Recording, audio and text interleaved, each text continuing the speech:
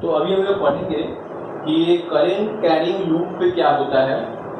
तो सपोज ये मेरा मैग्नेट है,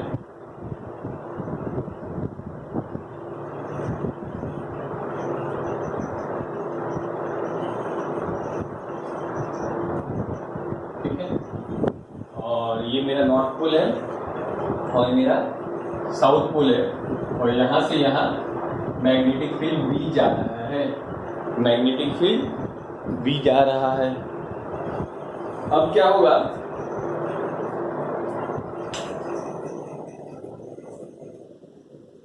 कि मान लो मैं यहाँ पे एक लूप रखता हूं,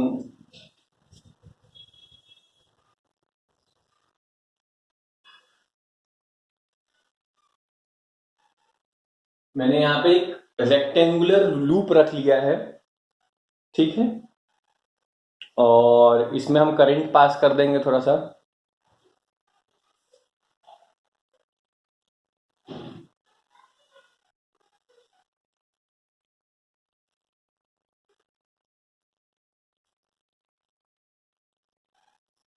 ये वायर से बना हुआ है,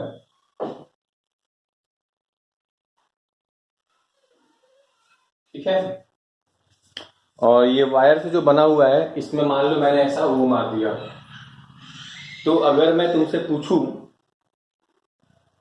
कि इसमें अगर करंट मार दिया जाए, करंट सपोज हम इसमें करंट लगाएंगे, अब इसमें करंट सपोज ऐसे जा रहा है, तो मैंने तुमको क्या बताया था, जब भी फोर्स जानना होता है तो हम लेफ्ट हैंड रूल इस्तेमाल करते हैं, या F इजिकल टू BIL में I L क्रॉस B होता है, वेयर I का करंट पहले एंड देन B का करंट। एक्चुअल में L मतलब length but direction of current का लेते हैं, तो पहले I के तरफ जाएंगे, this is my I and at this particular instant this is my B। सो ये मेरा I ऐसा है, तो मैं अगर बोलूं ये मेरा I है और अगर ये मेरा B है, तो मैं क्या करूंगा, I की तरफ ऐसे हाथ रखूंगा, B की तरफ जाऊंगा तो नीचे रखेगा, तो मैं I की तरफ रखा और B की तरफ गया तो मैंने नीचे जा रहा है, मतलब म्यूचुअली परपेंडिकुलर होना चाहिए, मतलब यहाँ पे एक क्रॉस मार्क आना चाहिए इस जगह पे। If this is I cross B, I cross B होगा अगर, तो ये अंगूठा मेरा I क्रॉस B, ये अंगूठा मेरा फोर्स है, क्योंकि तीनों FBI is a mutual perpendicular line. So if this is one of those line, if this is my I and this is my B, so F will be where, नीचे, ठीक है।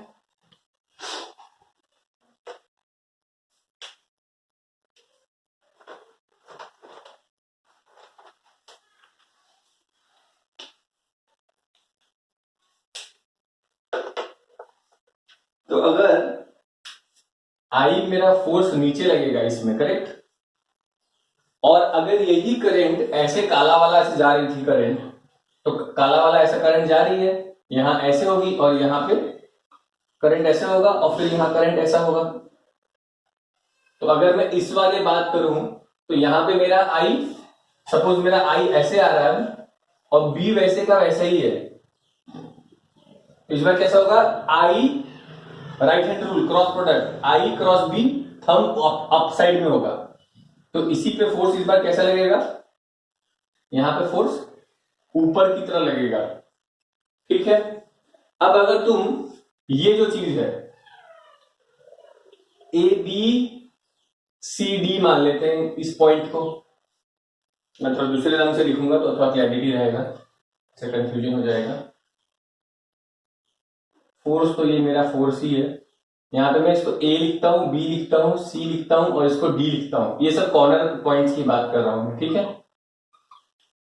तो तुम ओवरऑल क्या देख रहे हो, ये तो तुमको फोर्स लगता हुआ दिख गया।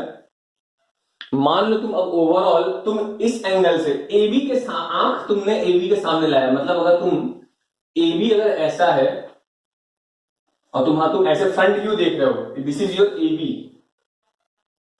तो तुम्हें क्या दिखाई देगा, B के लाइन में B के जो पीछे वाला हिस्सा है, जो बैक साइड पार्ट है, उसमें एक फोर्स ऐसे लग रही है और एक फोर्स ऐसे लग रही है।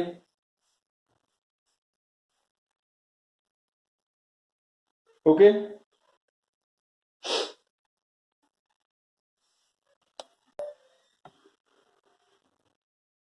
ओके। तो अगर अभी थोड़ा इसी बात को अगर हम क्लैरिटी रखें, इतना तो बात समझ में आ गया कि दो ऐसा टाइप का फोर्स लग रहा है। लेकिन मैं अगर फ्रंट व्यू अच्छे से फ्रंट व्यू बनाऊं, एग्जैक्ट इसका फ्रंट व्यू, तो ओवरऑल क्या है, कोई तो पेन ठीक से चलता है, रात भर इन से लगाते रहते हैं।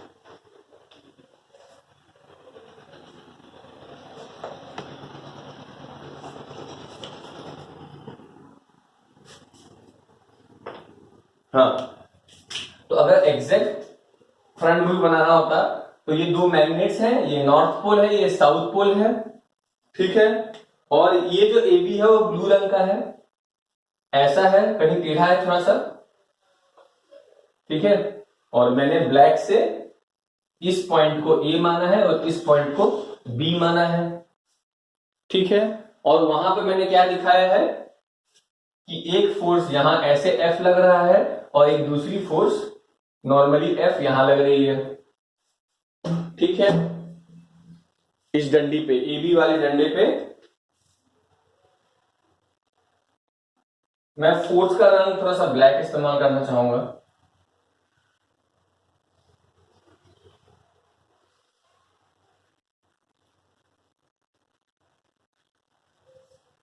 ठीक है। तो यहां पे ऐसा सिनेरियो है। अब एक्चुअली में मैं देखूं तो अगर मैं बोलूं कि वेयर इज मैग्नेटिक फील्ड, अच्छा ये बी पॉइंट वाला बी है और ये जो बी है मैं मैग्नेटिक फील्ड वाला बी का बात कर रहा हूं, ठीक है। दोनों में फर्क होता है, नॉर्थ पोल से साउथ पोल मैग्नेटिक फील्ड लगता है, ठीक है। तो ये मैं रेड कलर वाला, इसको मैं एक काम करता हूं, इसको छोटा ए छोटा बी लिखता हूं और ये बी को बी लिखता हूं, एक्चुअल मैग्नेटिक फील्ड, ठीक है।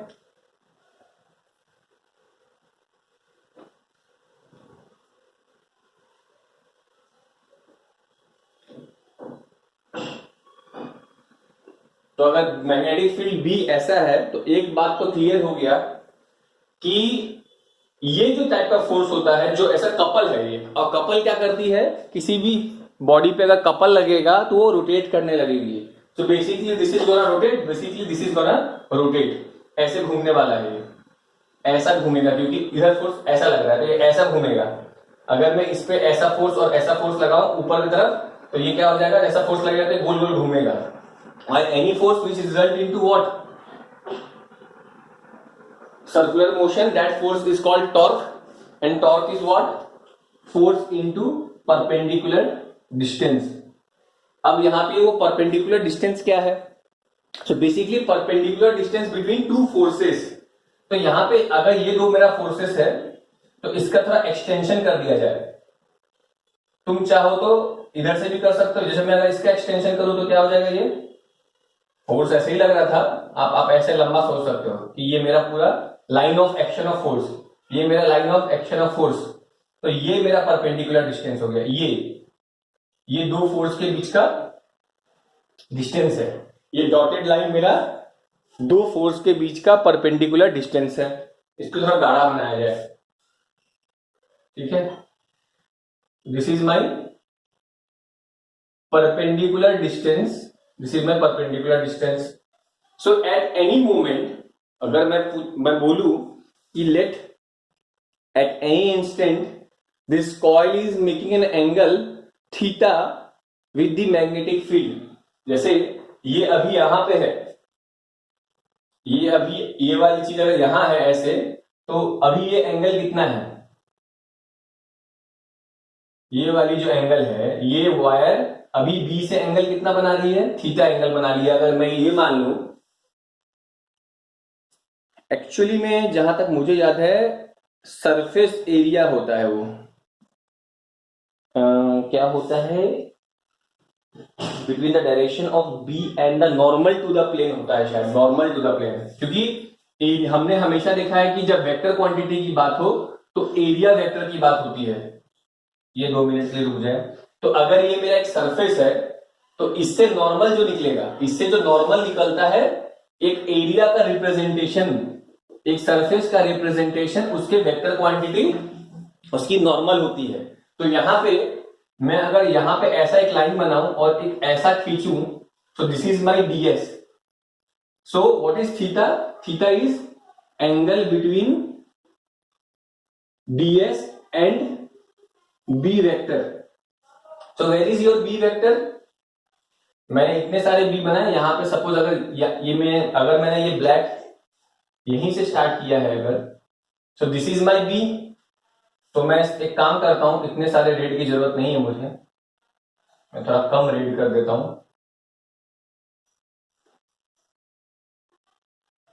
लेकिन है बी, ठीक है।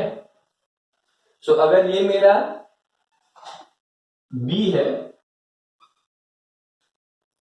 और ये तो फोर्स था,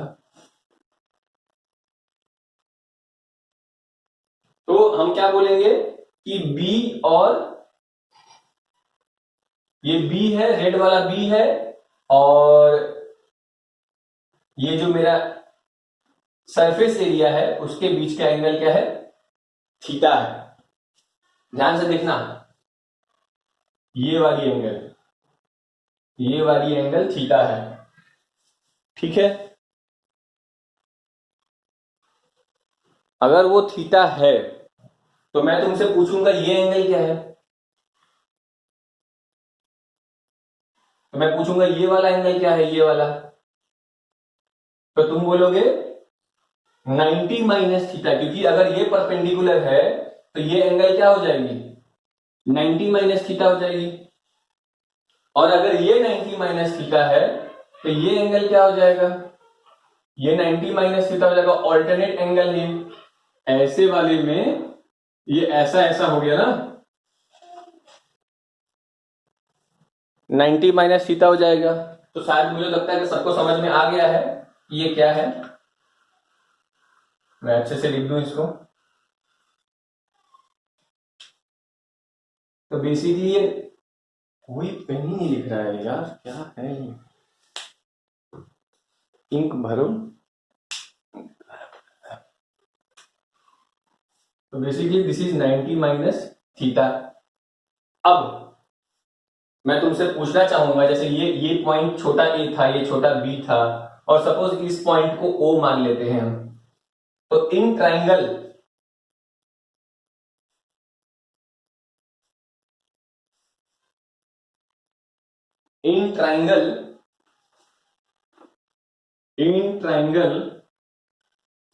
ABO, what is cos of 90 minus theta? What is cos of 90 minus theta? तो ये इस राइट एंगल ट्राइंगल में, ये जो मेरा राइट एंगल ट्राइंगल है, अगर ये थीटा है मेरा, cos 90 माइनस थीटा है, so that will be based upon hypotenuse. So if this length is L or A, whatever it may be, देखो इसको L नहीं मानते हैं, इसको कुछ और मान लेते हैं। क्या मानेंगे? जैसे अगर नॉर्मली ये जो फॉर्मूला आता है, क्योंकि L क्यों नहीं मान सकते हैं? क्योंकि ये जो फोर्स का फॉर्मूला वो BIL है, मतलब इस I का, और इसको कहीं ना कहीं मुझे L मानना है। तो मैं लेंथ, अगर ये मेरा लेंथ है तो इसको ब्रेथ मान लेते हैं, तो इसको हम कुछ और मान लेते हैं। सपोज ब्रेथ को मैं ब्रेथ ही लिखता हूं, ठीक है। तुम लोग अपने उसमें कुछ भी डेजिग्नेशन दे देना। तो दिस डिस्टेंस इज ब्रेथ। अच्छा यार, अच्छा नहीं लग रहा देख के, इसको मैं x मान लेता हूं, ठीक है। ये मेरा अगर x है, ये वाला AB, so basically this AB is x. So मैं बोल रहा हूं what is cos of 90 theta, तो तुम बोलोगे base which is perpendicular distance upon x, which is perpendicular distance upon x. So from here I can say perpendicular distance is x, cos 90 minus theta is sin theta. So अब मैं क्या लिखना चाहता हूं? So now torque is force into perpendicular distance, where force is BIL into what? The perpendicular distance, x sin theta. ठीक है, अब मैं अगर तुमसे पूछूंगा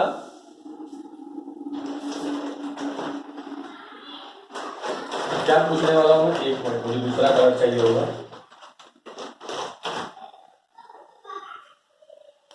कि what is x into L, तो तुम बोलोगे this is your x and this is your l। ठीक है, तो x into L is nothing but what, area of this rectangular loop. So instead of writing this मैं क्या लिखूंगा, B I L x को एरिया लिखूंगा और यहां पे साइन थीटा लिखूंगा। ठीक है, अब एक फॉर्मूला होता है जो तुम लोग को शायद नहीं पता होगा, जिस तरह से तुम लोग क्या पढ़ते थे,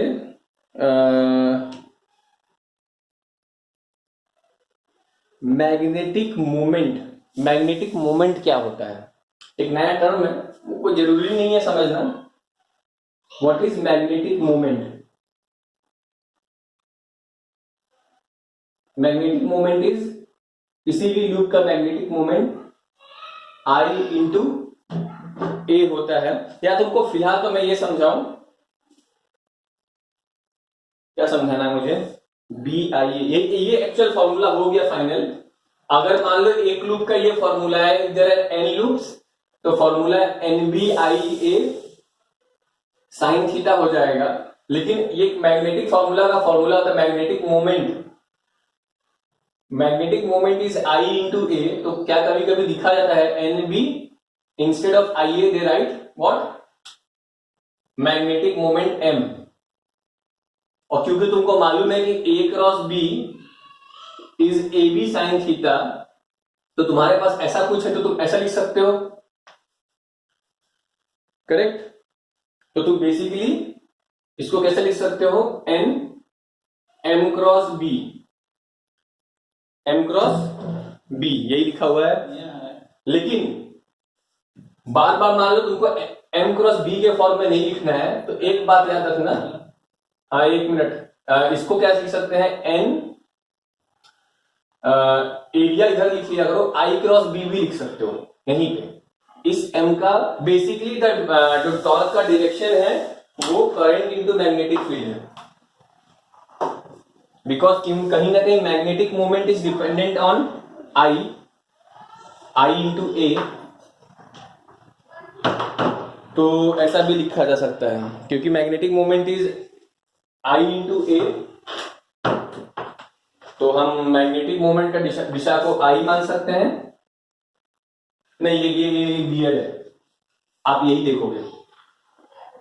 तो दिस इज टॉर्क,